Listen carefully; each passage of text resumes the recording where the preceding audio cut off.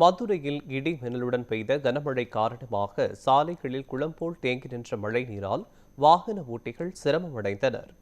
மதுரை மாட்டுத்தாவணி அண்ணா பேருந்து நிலையம், வண்டியூர், காமராஜர் சாலை உள்ளிட்ட பல பகுதிகளில் இடி மின்னலுடன் கூடிய கனமழை பெய்தது.